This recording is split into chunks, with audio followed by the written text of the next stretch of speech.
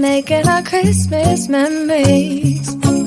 I've been working so much lately, I can barely find the time to sleep. Yeah, I spend my time running around, keeping people pleased. But this is my favorite holiday. It's a chance to start over new. 'Cause I missed you so I'm letting go of everything but you. These are the good times with you.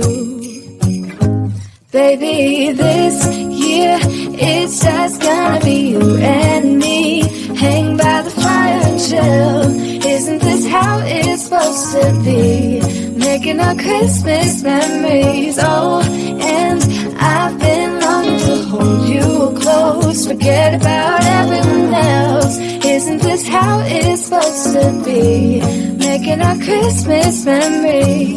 Oh, oh, la da da da, oh, oh, oh, la da da da, oh, oh, la da da da. Making our Christmas memories. I've been wrapping presents for you. I've been hanging marbles in the tree.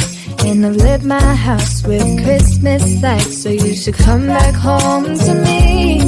And when we wake up in the morning, I'm gonna play those carols that you love. We'll be singing all the melodies until the sun comes up. These are the good times with you. Baby, this year it's just gonna be you and me. Hang by the fire and chill. Isn't this how it's supposed to be?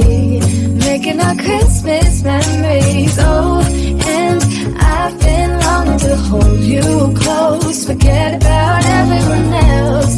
Isn't this how it's supposed to be? Making our Christmas memories. Oh, oh, la da da da, oh, oh, oh, la da da da. Making our Christmas memories. Yes, these are the good times with you. Don't even care what we do if I spend it with you. Just you and nobody else.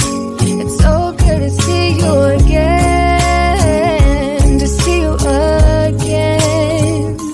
Baby, this year it's just gonna be you and me. Hang by the fire and chill. This is how it's supposed to be. Making our Christmas memories. And I've been longing to hold you close. Forget about everything else. Isn't this how it's supposed to be? Making our Christmas memories.